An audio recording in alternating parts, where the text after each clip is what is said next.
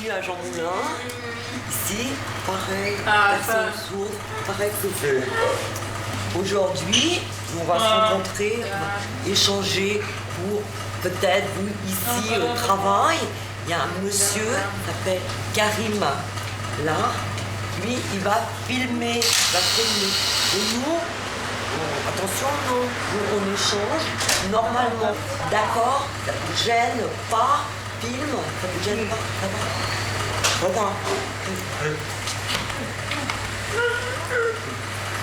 Voilà. Martine Lejaupéry, c'est la directrice. Avec Daniel Abou, son bras droit, elle accueille Maggie et sa famille. Maggie a 20 ans, elle est sourde de naissance. Elle souffre d'une maladie mentale qui ne lui permet pas de prendre seule sa vie en charge. Elle espère trouver une place au Centre d'aide par le travail et la communication Jean Moulin à Paris.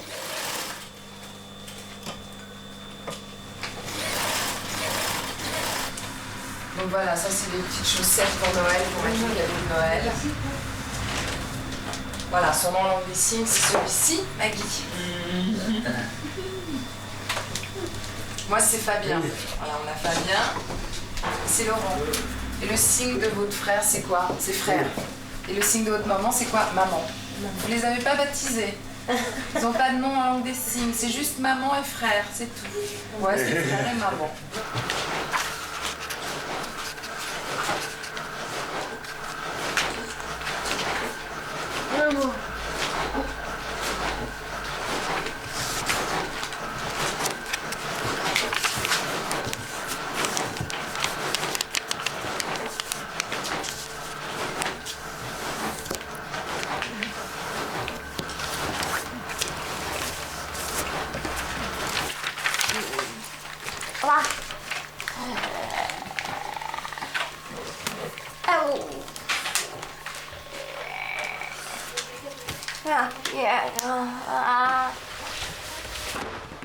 Il y a 1200 centres d'aide par le travail en France. Tous accueillent des adultes qui cumulent plusieurs handicaps et ne parviennent pas à trouver une place dans la société. Seuls 3 de ces CAT sont réservés aux sourds. Jean Moulin, le plus ancien d'entre eux, a ouvert ses portes en 1986. En plus de la surdité, la plupart des 35 ouvriers qui travaillent ici souffrent de troubles mentaux.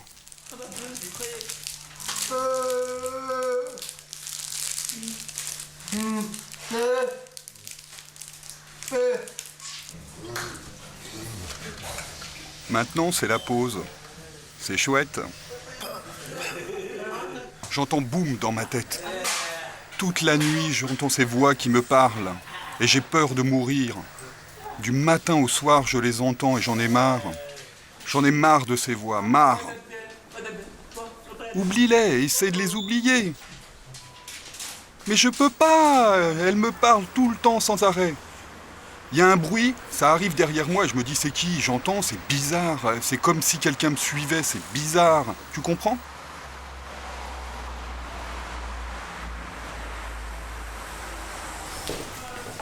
Maggie a terminé sa visite des ateliers. Elle est maintenant reçue en présence de l'interprète par l'équipe du centre. Il y a 1 an, Maggie a été exclue de son internat pour jeunes sourds car elle s'était montrée violente. Depuis, elle vit chez sa mère, avec qui elle ne s'entend pas. Hein? Donc vous traduisez? Non, c'est pas moi qui traduis, hein, c'est mademoiselle. Hein. C'est pas moi. Comment ça se passe avec votre fille là? C'est un peu difficile actuellement. C'est très difficile. Oh, c'est Et ça a difficile, toujours été difficile avec elle. Il y a des difficultés entre nous. Et c'est pour ça que moi je voudrais rester ici et dormir. Ça serait mieux pour moi, je serais plus au calme, plus apaisée. Ok. Maggie, vous prenez des médicaments. Et pourquoi vous prenez des médicaments? Pour la nervosité. Ouais. Hein, c'est vrai que moi je suis assez angoissée, je suis assez agitée. Toutes ces années venues, c'est pas possible. Maggie, ici, il n'y a pas de violence, il n'y a pas de colère, on essaie de s'expliquer, de communiquer, et on tient son poste de travail, quoi. Est-ce que vous vous sentez, vous, prête à venir à travailler ici plus tard? Ouais. Oui, non. Si. Oui, je veux. Ah là, ce oui est catégorique, hein, je comprends. Extrêmement catégorique. Danielle a 28 ans. Depuis 7 ans, elle travaille à Jean Moulin. Comme plusieurs autres ouvriers du CAT, elle a été abandonnée à la naissance. Il y a 1 an et demi, Danielle a retrouvé sa sœur. Elles ne se sont vues que 2 ou 3 fois.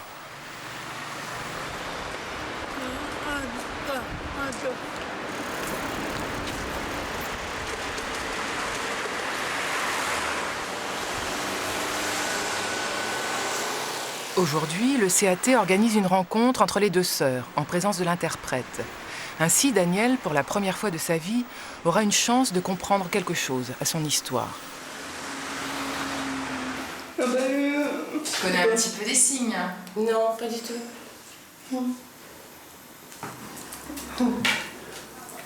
Donc, Danielle. Profitez parce qu'il y a un interprète. Pendant des années, vous étiez seule. Il y avait bien sûr la famille adoptive qui s'est bien occupée de vous. Et là, vous ressentez quoi exactement? Enfin, Autrefois, quand j'étais bébé, je pleurais beaucoup. Parce que je voulais ma vraie famille et je pleurais beaucoup. Après, donc j'ai grandi et à l'âge de 5 ans, je pensais que c'était ma vraie maman. Je pensais aussi que c'était mon vrai père et je me suis trompée. C'était une famille adoptive, les Collignons. Donc moi, je suis complètement embrouillée, je comprenais plus rien à qui était ma famille.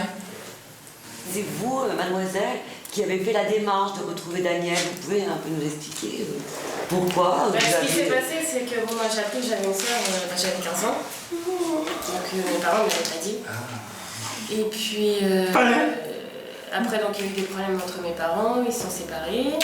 Mon père s'est remarié, mais apparemment sa nouvelle femme n'était pas au courant. Donc il ne fallait pas que j'en parle quand mon père était là. Donc je n'en parlais pas. Et puis quand mon père est décédé, je me suis dit, bon, il est temps que je fasse quelque chose. Pour tout ce qui est d'autrefois, moi, elle m'a expliqué un peu qu'on était 3, quoi. Et que malheureusement, papa m'a refusé et que donc moi j'ai été à la DAX. Enfin, c'est ça, hein? Je sais pas. Je sais pas parce que personne m'a rien dit. Il n'y avait que mon père qui était au courant et malheureusement, moi j'ai rien expliqué.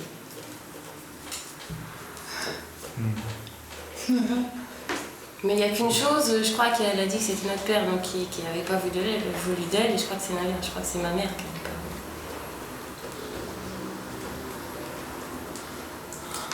Pourquoi elle n'a pas voulu moi? Pourquoi j'ai été à la DAX? Pourquoi j'ai été rejetée comme ça? Tu le sais, toi? Moi, non, je sais pas. Je savais même pas que j'avais une sœur, moi, jusqu'à l'âge de 15 ans. Je crois que j'aurais jamais de réponse à lui donner là-dessus.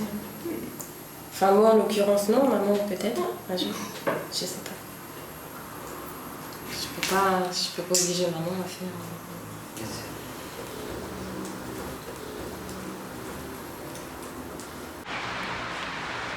Un mois plus tard, Maggie revient à Jean Moulin pour une semaine de stage.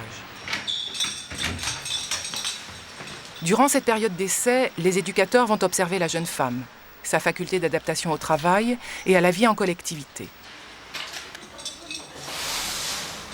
Premier apprentissage, se situer dans un milieu inconnu, le 14e arrondissement de Paris, où se trouve le centre. Là, c'est la boulangerie. Et ici, c'est la poste. Ah oui, c'est à côté, là-bas, au bout de la rue, à droite. Ah, ben tu connais déjà. Au CAT, les adultes handicapés sont appelés ouvriers et non malades. Ils travaillent 35 heures par semaine, doivent respecter les horaires et se concentrer sur leurs tâches. C'est difficile pour Maggie, qui n'a jamais travaillé de sa vie. Aujourd'hui, elle est à l'atelier conditionnement, sous la responsabilité d'Anne, une monitrice sourde. Là, il faut que je regarde le nom, c'est ça? Non, il faut que tu regardes le numéro du département. Anne, tu peux venir m'expliquer, s'il te plaît?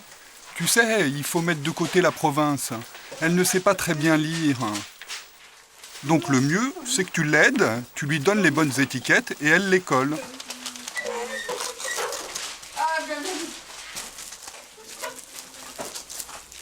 Il faut pas que je mélange, il faut que je fasse bien attention.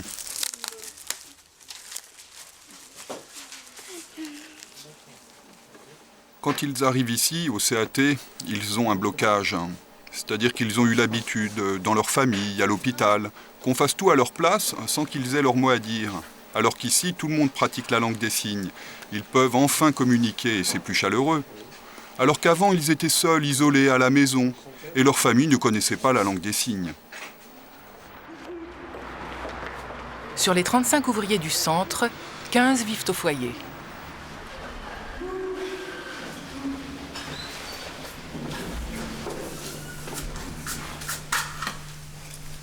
L'univers de Dominique, c'est sa chambre. Âgé de 37 ans, il est à Jean Moulin depuis 7 ans. Avant d'arriver ici, il a connu l'internat pour jeunes sourds, l'hôpital psychiatrique, puis un CAT pour handicapés entendants. Il est sous tutelle, c'est-à-dire que pour la loi, ce n'est pas un adulte.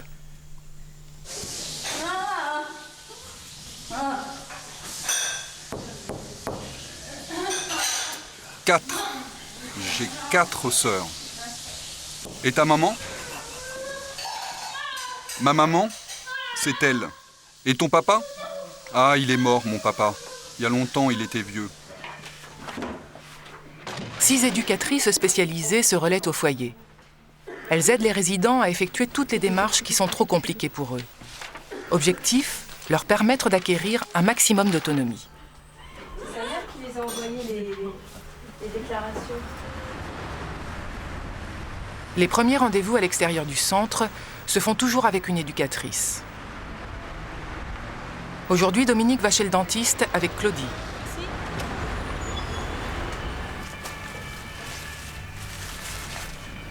La gencive n'est pas gonflée apparemment. Hein. Vous avez mal là? Ici? Oui?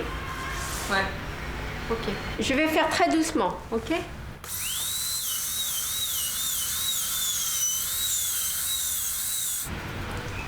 Crachez. Crachez.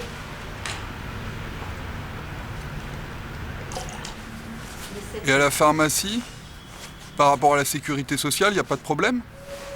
Ben, ils ont ton dossier dans leur ordinateur.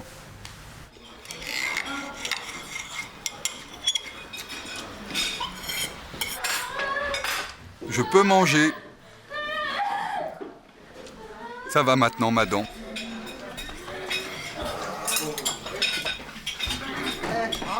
Hé, j'aime ta viande. T'es content? Tant mieux.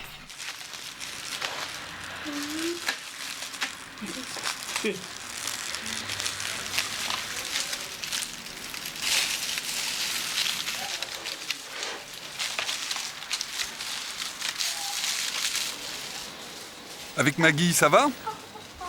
Vous discutez bien? Oui, oui, oui, oui, oui. Oh, elle est gentille, Marie-Louise. Très gentille. Bavarde beaucoup, hein, bavarde beaucoup. Là. Après la pause.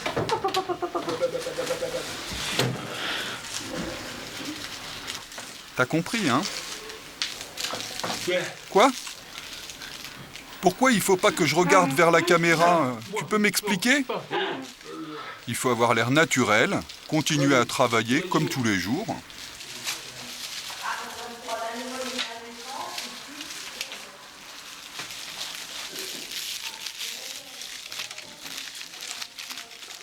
La semaine de stage de Maggie s'achève ce soir par une réunion d'évaluation.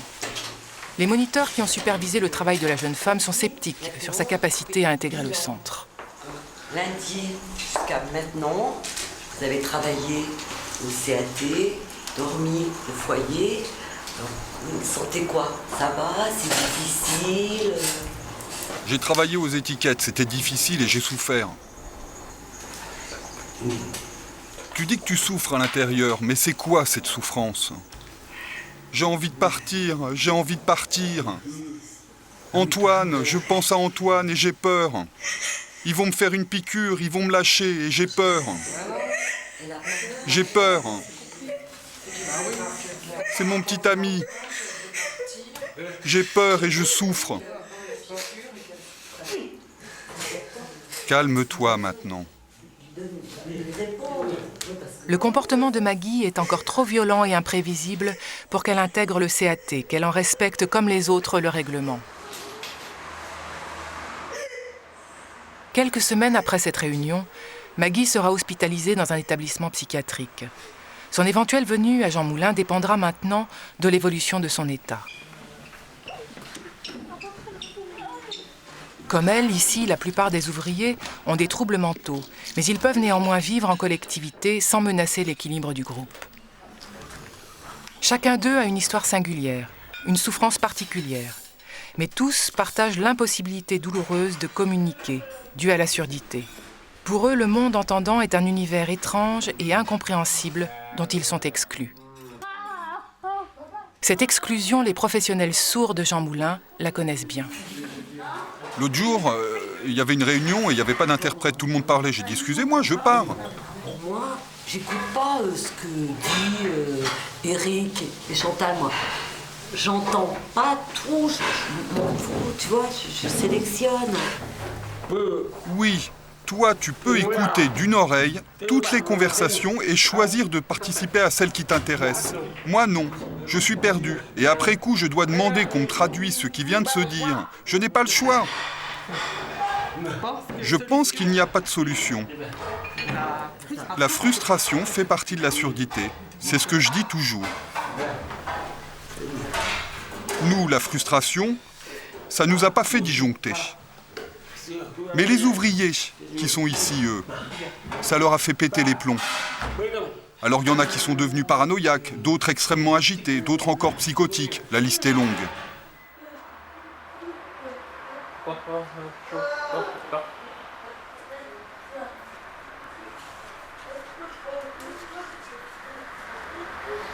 J'aime ce tableau.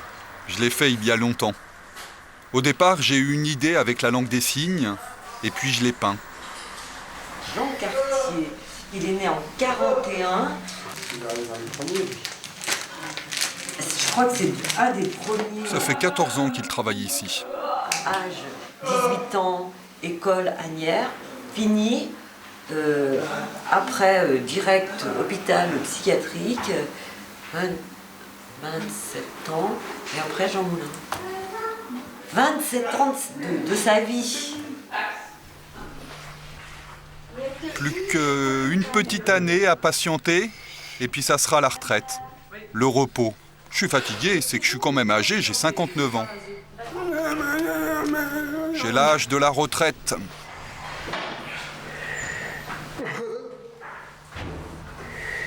Aujourd'hui, plus personne ne sait pourquoi Jean a passé près de la moitié de sa vie à l'asile, comme on disait dans les années 50.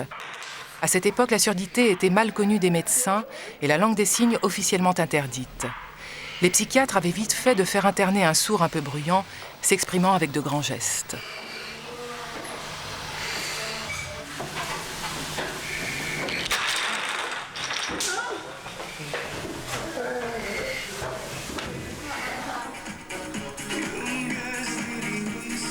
Meltem a 28 ans. Elle est au CAT depuis 4 ans.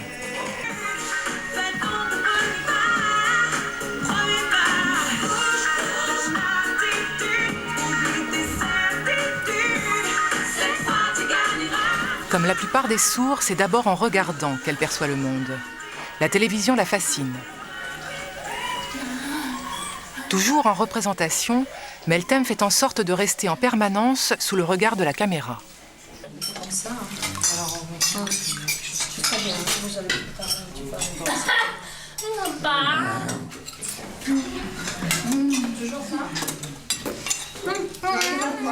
Non, ça va. C'est bon, ça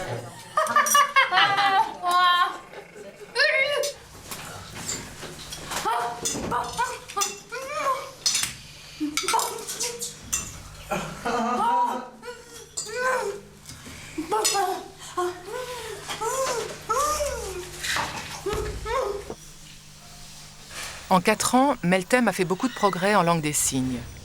À son arrivée, elle ne maîtrisait ni le français appris à l'école, ni le turc parlé par ses parents. Le mime était son seul moyen d'expression. Lorsqu'elle n'arrivait pas à se faire comprendre, elle rentrait dans des colères spectaculaires qui pouvaient durer des heures.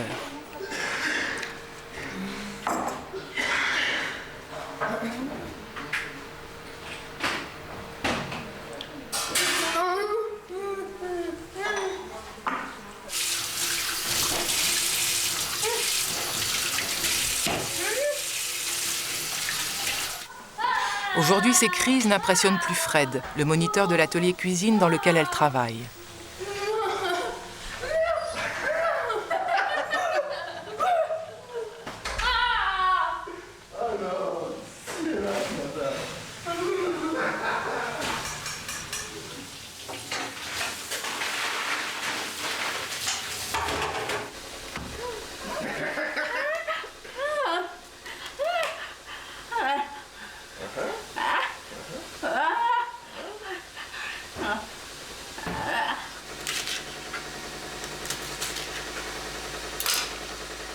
La Yin travaille avec Meltem à l'atelier cuisine.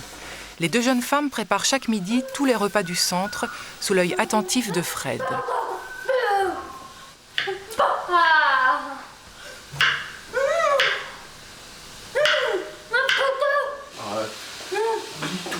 Parce que après, on va faire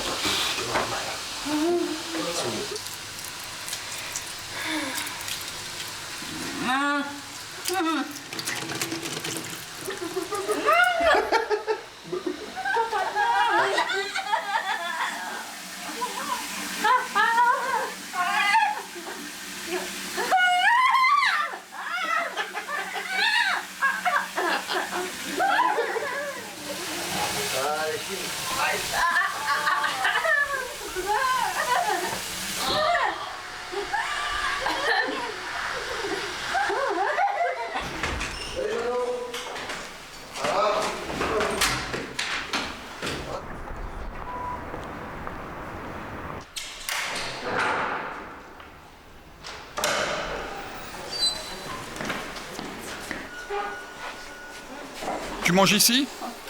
Non, tu me prépares un sandwich, s'il te plaît. À force de manger les sandwichs, il va grossir. Et pourquoi tu fais toujours comme ça avec ta tête? Tiens, merci. Il fait toujours comme ça avec sa tête. Dominique adore faire le clown. Les imitations sont sa spécialité. Oh, il est vraiment super, vraiment drôle. La directrice.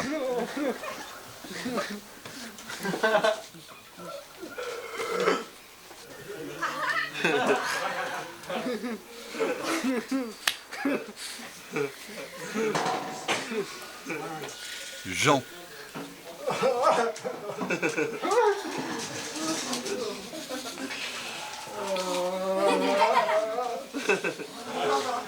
Eh oui, c'est moi. Daniel.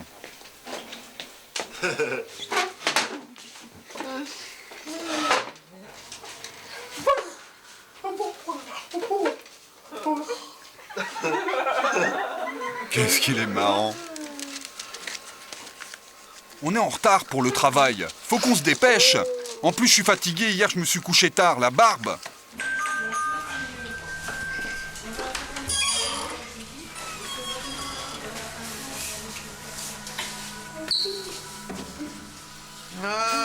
Aïe, ça fait mal.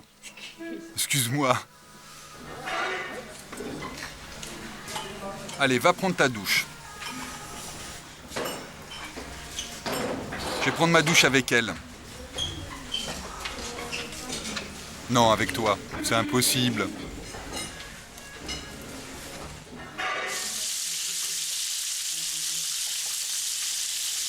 Je me suis trompé.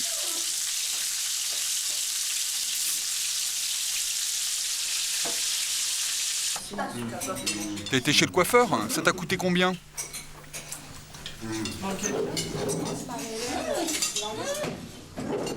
1,00 100 francs, c'est ça? Ouais, ça va, c'est correct. Eh, tu m'en laisses là? En ce moment, je ne pense qu'à mon mariage. Et j'étais passée te remercier de ton superbe cadeau. Ces chandeliers sont splendides et ça me touche vraiment beaucoup. Ton Thibaut était adorable. Ça vient du fond du cœur, tu sais. Ce que je veux, c'est que tu sois heureuse dans ta vie.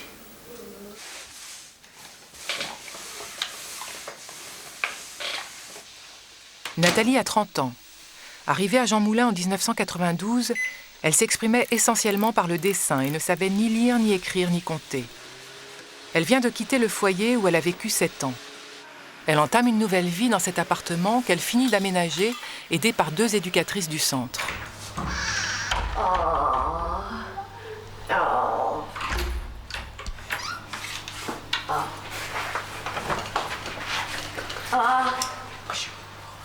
Bonjour. Bon. On va essayer. Ah bah si, c'est bon, c'est un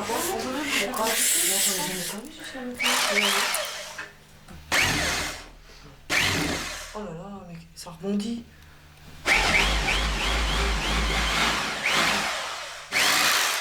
Bon, bah voilà.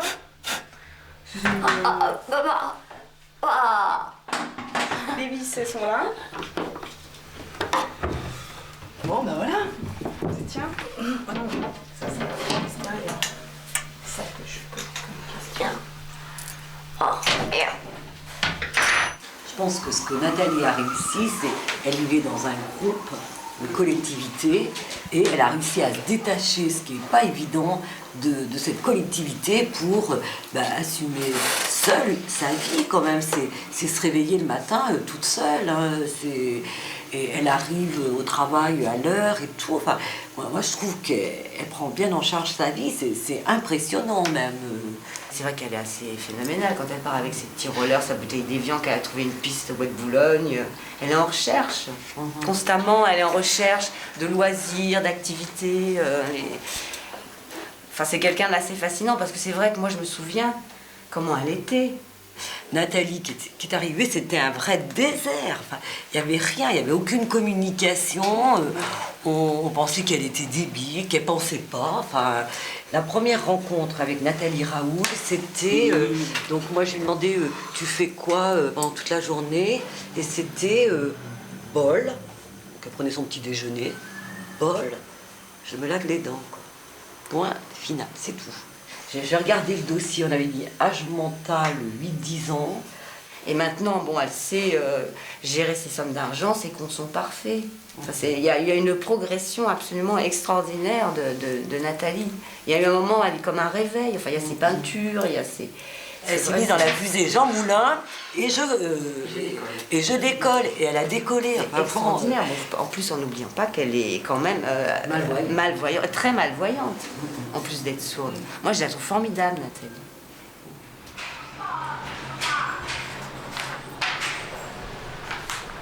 Nathalie vient de recevoir un fax. Elle est incapable de le lire toute seule. Daniel Abou, le conseiller en communication du centre, l'aide à le décrypter.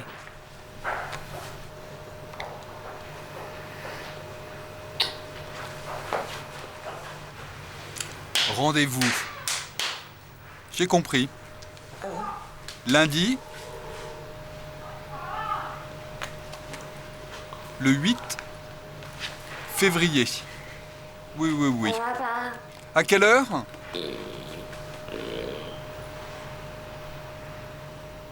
1, 7, 8, 1.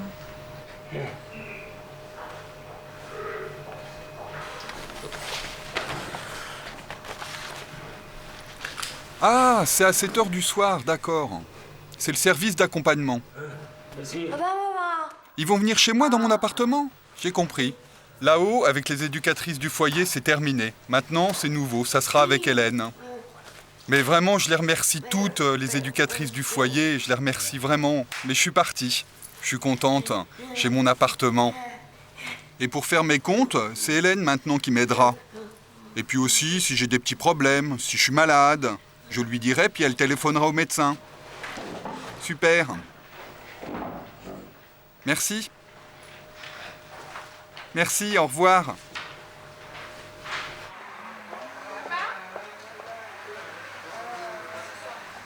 Je suis fatigué.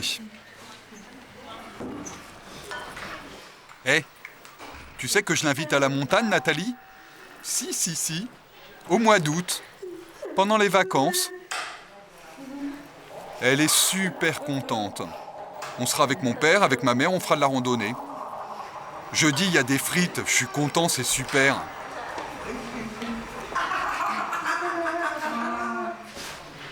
Ça va?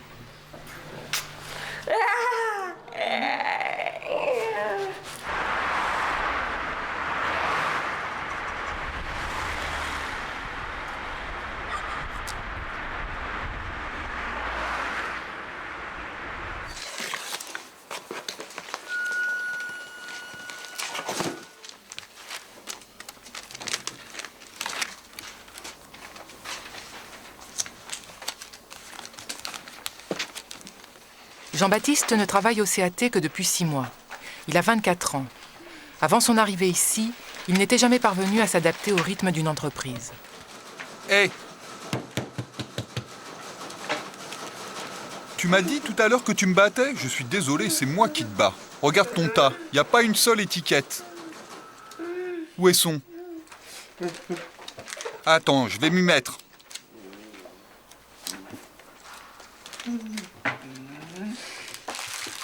Regarde ma main.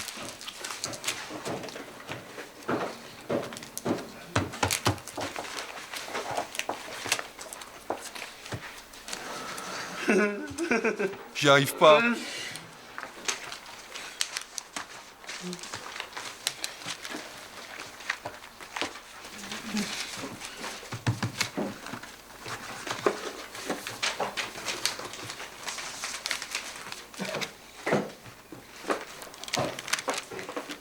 Eh bien voilà.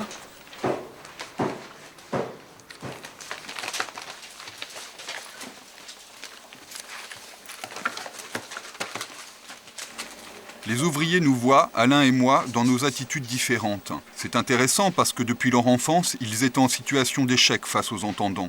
Alors que là, ils nous voient, lui entendant et moi sourde, on est complémentaires. On est capable de vivre, de discuter, de travailler ensemble. Et les sourds handicapés se disent « Mais alors, les sourds et les entendants ensemble, ça marche ?» Et du coup, on devient un modèle pour leur vie sociale.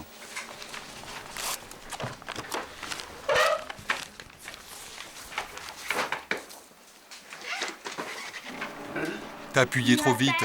T'es bête. Oh, ça va, hein?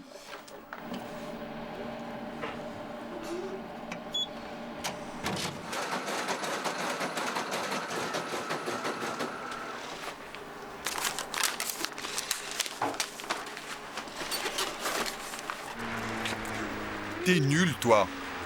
Oh, toi aussi, joue pas les prétentieuses.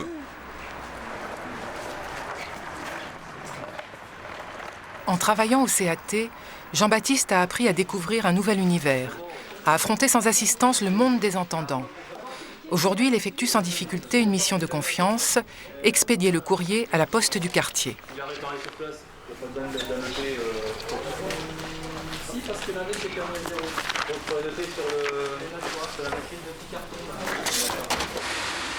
Le monde extérieur s'apprivoise petit à petit. Comme la majorité des sourds, Jean-Baptiste sait à peine lire et écrire. Pourtant, depuis 3 semaines, c'est lui qui présente le journal télévisé hebdomadaire du centre. Bon, alors le président, c'est Chirac. Ensuite, Jospin, c'est le Premier ministre. Et le deuxième ministre, il n'y en a pas? Lui, là. Ils lui ont dit « Va-t'en !»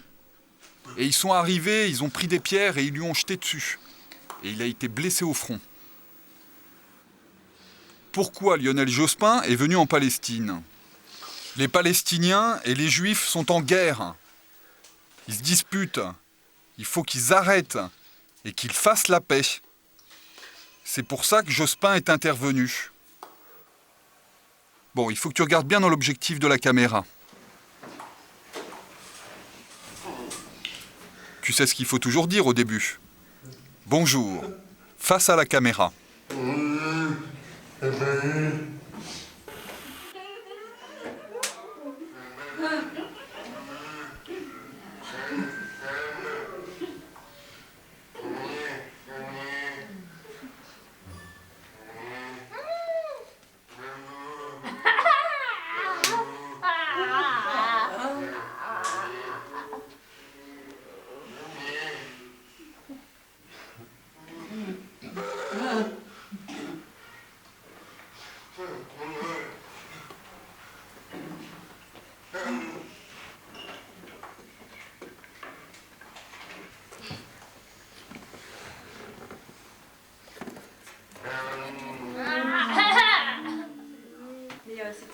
Aujourd'hui, c'était pas facile, parce que la politique avec Jospin, c'était compliqué à expliquer, mais il s'en est bien tiré.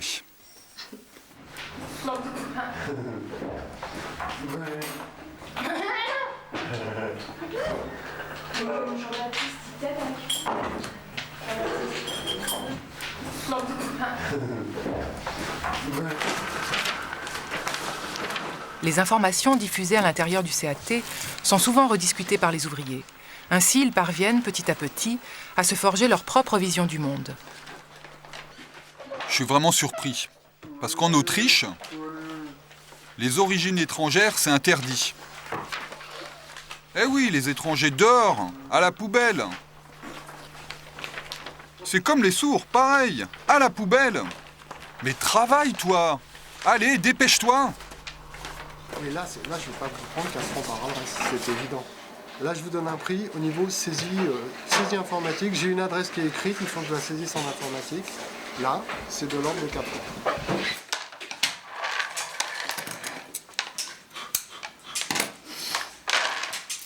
La productivité des ouvriers du centre est nettement inférieure à celle d'employés ordinaires. S'ils n'étaient payés qu'en fonction du travail accompli, ils ne toucheraient pas plus de 1000 francs par mois. Le ministère du Travail leur verse donc un complément mensuel de 1500 francs, auquel vient s'ajouter l'allocation adulte handicapé. Au total, ils touchent l'équivalent du SMIC.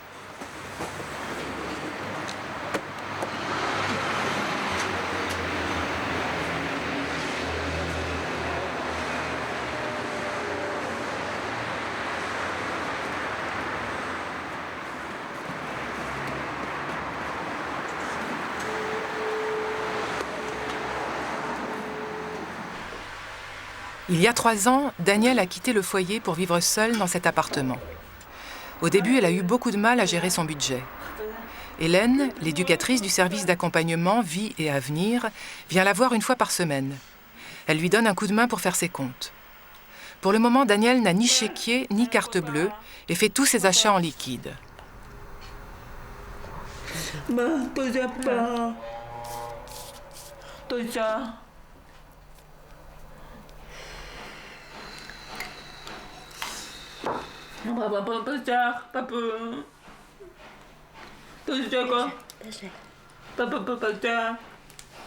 C'est quoi?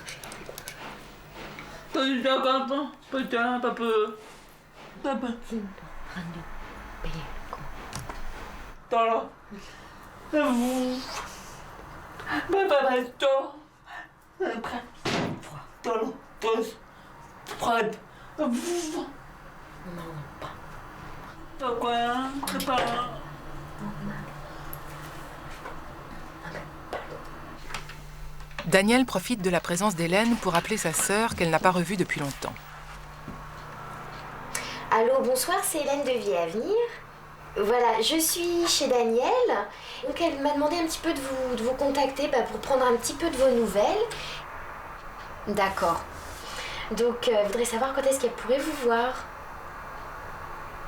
Ouais, c'est compliqué en ce moment. D'accord. En avril, oui, Daniel. D'accord. Je lui raconte tout cela. Au revoir. 15h.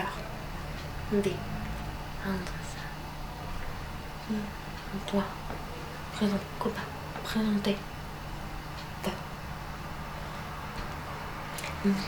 L'amour. Sérieux.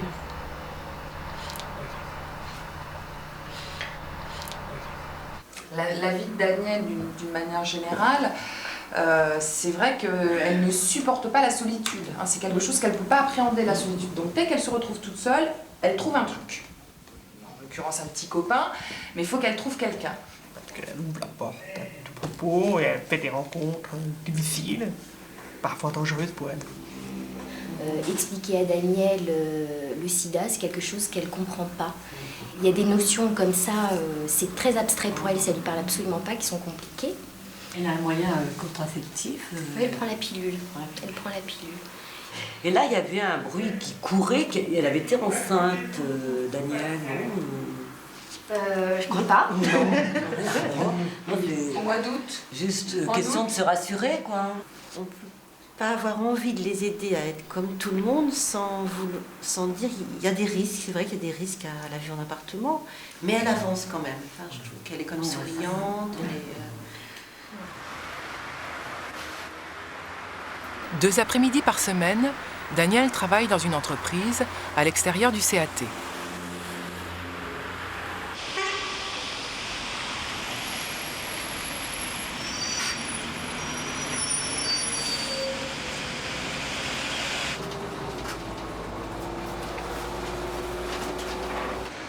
Son employeur est le service de presse de l'INSERM. Depuis 1 an, elle y effectue des photocopies. Bonjour, Catherine. Ça va? Oui.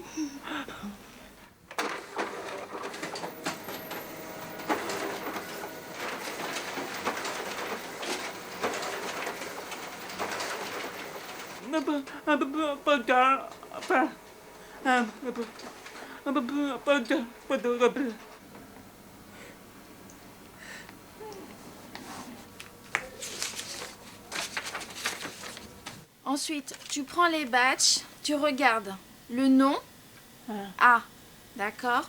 Et tu les mettras dedans, d'accord? Ici, c'est, voilà, dedans.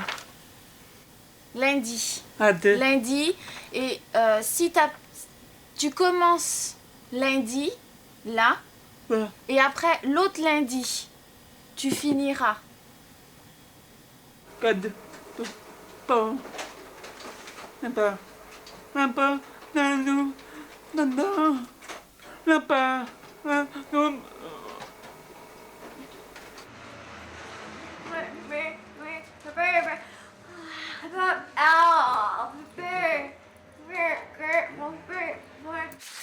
Pour la première fois de sa vie, Nathalie vient de recevoir une lettre de sa mère.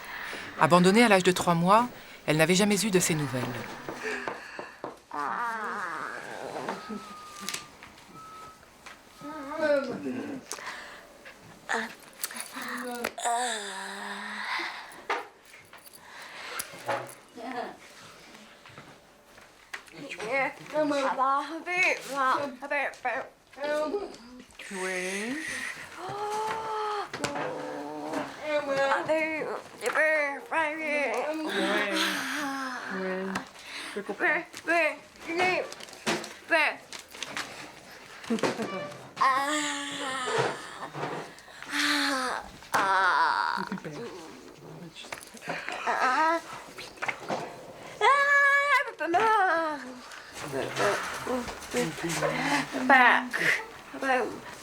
Oui.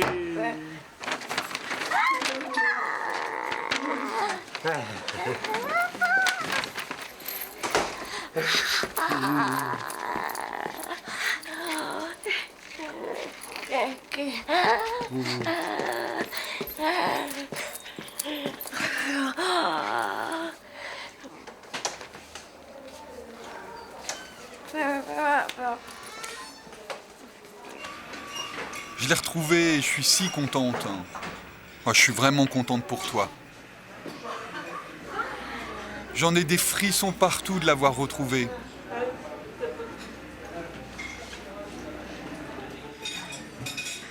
Et ta maman? Elle est en Martinique, c'est ça? Oui, mais avec mon père, ils ont divorcé. Ah, dommage. Et toi, Valérie, ta vraie mère, hein, c'est dommage, tu pourras plus la chercher. Eh oui, c'est comme ça. Et tu sais, mon vrai père, je l'ai jamais vu. Tu l'as jamais vu, quel dommage. Et c'est vrai qu'on avait travaillé avec elle et qu'on lui avait expliqué toutes les possibilités, c'est-à-dire que sa mère soit morte, que sa mère refuse de la voir, qu'il y avait quand même un risque. Et en fait, après, Nathalie avait bien réfléchi, et après, elle avait fait la démarche, et elle avait dit « je veux la retrouver ». Elle avait pas pris, elle avait bien réfléchi avant de prendre sa décision. Et la mère de Nathalie avait la même démarche aussi, elle cherchait sa fille. Leur histoire leur appartient complètement. Enfin, oui. Nathalie, là, elle va lui écrire. Moi, je pense que ça doit jouer entre elles deux, tu vois. Elle va lui écrire, aidée par ses éducatrices, hein. C'est quand on écrit avec un résident, le résident signe ce qu'il a envie de dire à la personne et on le retranscrit. Mais la mère peut-être imagine que c'est elle qui a écrit spontanément d'elle-même. Alors peut-être, effectivement, ce sera peut-être bien que Nathalie puisse écrire d'elle-même. En même temps, elle a peut-être tellement de choses à transmettre qu'elle ne peut pas faire d'elle-même et qu'elle aurait besoin de vous. Je ne sais pas comment... Là, cette mère, elle ne connaît pas encore Nathalie. Est-ce qu'on a intérêt à la mettre en garde sur plein de choses? Et puis, enfin, j'en sais rien. Il vaut peut-être mieux qu'elle se rende compte que sa fille, elle est comme ça, avec tel niveau de français, avec tel... Vraiment, qu'on n'essaye pas de la prévenir par tous les moyens. Je crois que ça, il faut lui dire quand même que sa fille, elle est handicapée, quoi. Et ça, jusqu'à maintenant, on en a peu parlé, quoi. C'est vrai que ça laisse beaucoup de questions en suspens. Hein. En tout cas, c'est une deuxième naissance. Qu'elles vont vivre toutes les deux, pour moi. Nathalie a choisi de faire un dessin pour répondre à sa mère. Il accompagnera la lettre qu'une éducatrice va l'aider à écrire. Dans quelques jours, la mère et la fille se retrouveront hors de la présence de la caméra.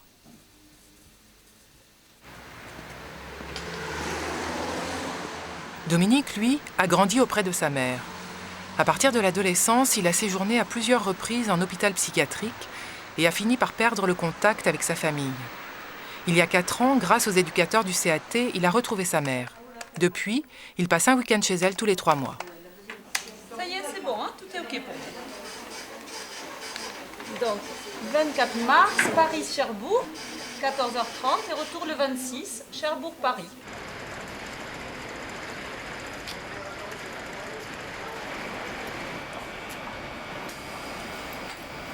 À dimanche. Je viens d'entendre. Ils ont prévenu que ton train avait un petit problème. Il ne partira pas à 2h30. Il y aura un petit retard, mais ne t'inquiète pas.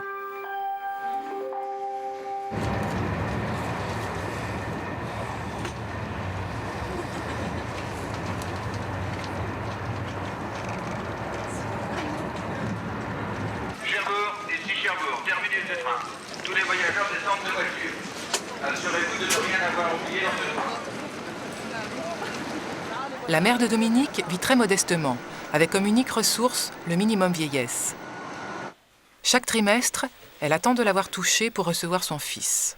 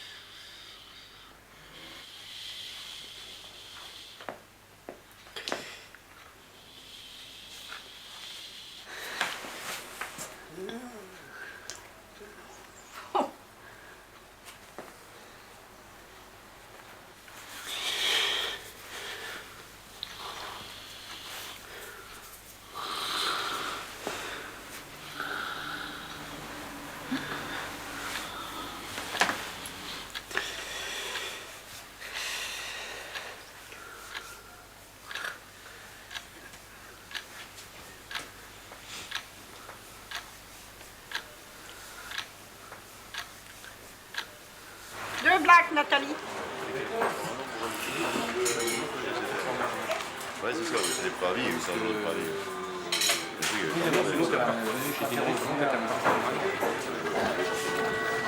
Non, t'as rien gagné. Ah, c'est pour moi qui toucherai lui. Fiston. Et oui, oui. Vous en voulez une deuxième? Non. Oh, j'ai oublié d'enlever le... Oh, il est pas bête, hein. J'ai oublié. Oh, ben oui. 37 ans. Une. C'est pas mis beaucoup. Ce soir, il y a la soupe. Oui. Ben, il y avait la soupe aussi hier, oui, oui, mais j'ai fini la soupe et puis là, j'ai fait du frais. Oui. Pour 2 jours, parce que comme il s'en va demain, alors. Mais là, il est bien où c'est qu'il est, hein. Très bien. Puis les moniteurs, tout ça, sont gentils quand même, hein. Les monitrices. Il est pressé pour repartir. Ben oui. Sinon, un enfant ne resterait pas, hein. C'est tout chez lui. Mais à Paris, je ne sais pas s'il sort seul. Ah, je sais pas, tiens, je vais leur demander. Oh oui, certainement, c'est un adulte, hein. Ah oui, mais c'est un adulte. Je sais pas. Je sais pas. Pourquoi? Parce qu'ils viennent le chercher à la gare. Hein. Ah, là, il a appris sa profession. Oui. Il travaille là. Oui. Tu vas en vacances quand? En vacances? En juillet. En vacances? En juillet. Pour vous parler, vous prenez le cahier. Des fois, je lui parle comme ça, mais c'est pas pareil. Ça, je sais pas le faire, moi. Si, je sais le faire, mais il faut pouvoir... Oui, c'est ça. Non, mais vous le pratiquez pas assez souvent. Voilà, c'est ça. On le perd, hein. C'est comme quelqu'un qui parle pas son patois, c'est pareil, hein. Oui. Il est content, hein. Oui. Eh oui.